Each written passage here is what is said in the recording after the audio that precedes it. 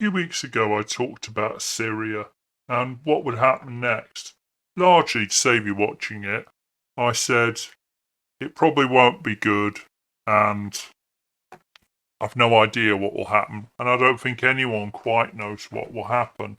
But I was unconvinced that there would be a nice peace where everyone forgot about their differences. One of the biggest clues to that was that the ADF adopted the word democratic in their name so that the US Congress would fund them, because calling themselves ex-ISIS fighters of Syria wasn't a good marketing ploy.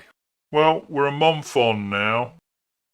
Assad has been in Russia and seems like he possibly had some unexplainable health issues early on, but he's still going.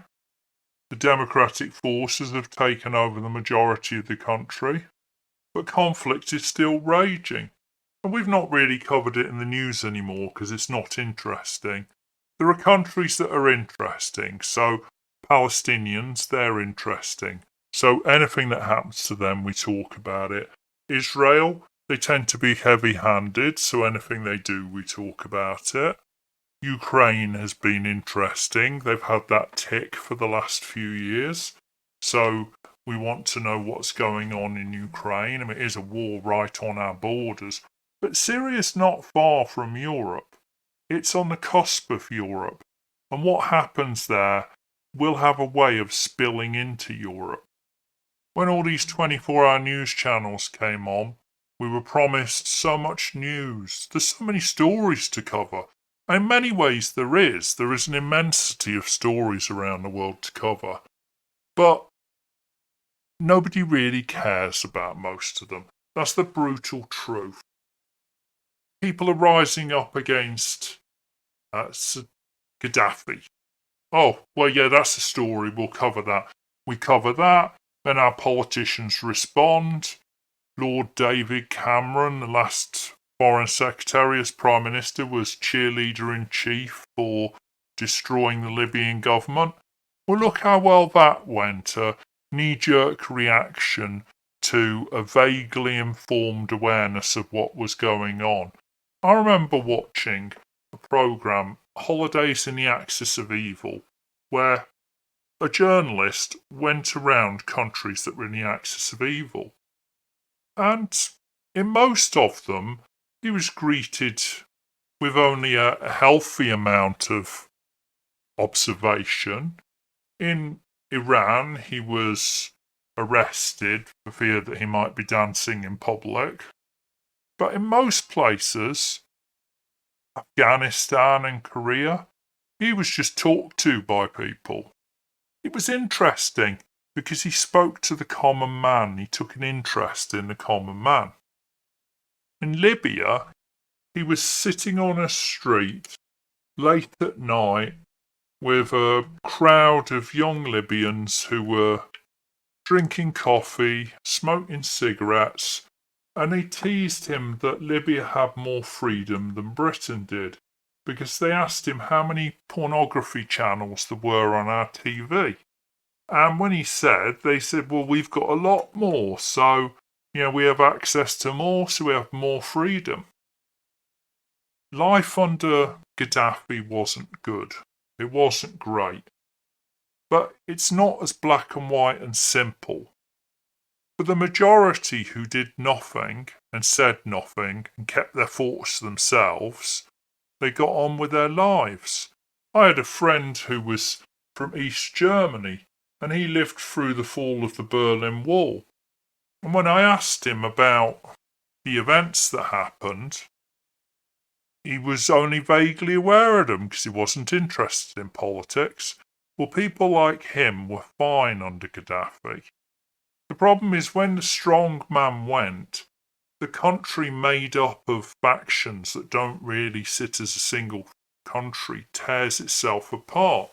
And now we have a country ruled by warlords, which will almost certainly father the next new country in the world, because it can't stay together as a single country.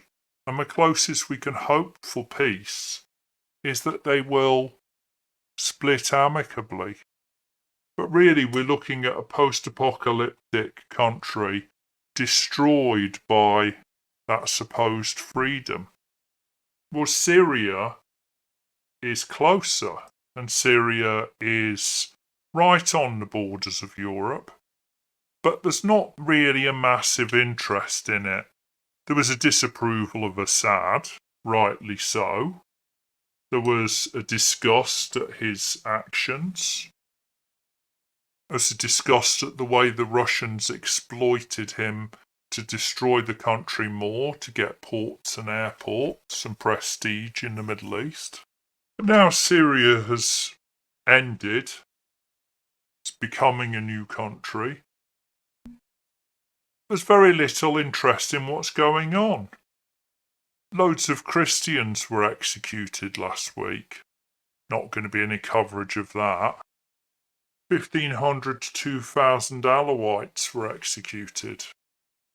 These are ethnic and religious factions being effectively exterminated because of their family background and their choice of religion, or the choice of religion of their grandparents.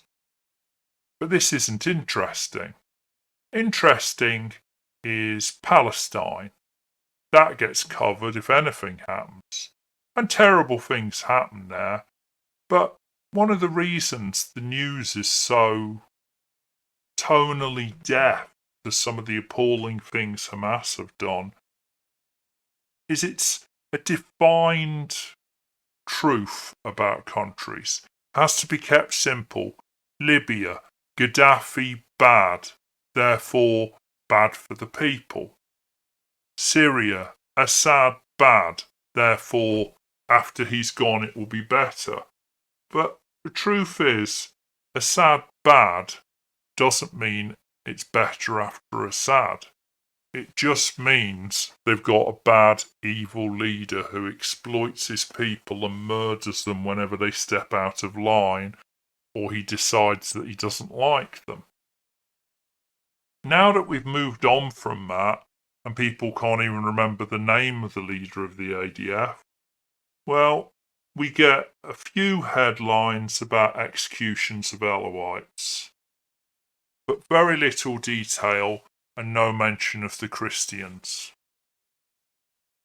Because the news is only interested in giving us a small number of stories that we can cope with, like Orange Man bad, war in Ukraine, Zelensky great, Putin evil. A lot of people crossed on the boats yesterday.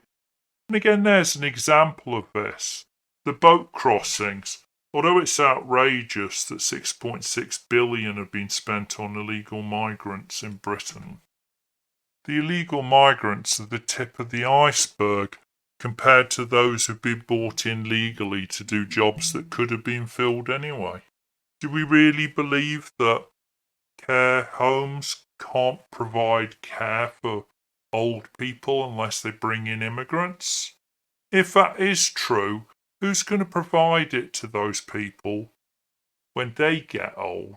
And how many of those care homes simply don't exist? Well, it looks like Syria is going to be a hot, steaming disaster for decades to come, and will get very few column inches as minority groups are slowly exterminated.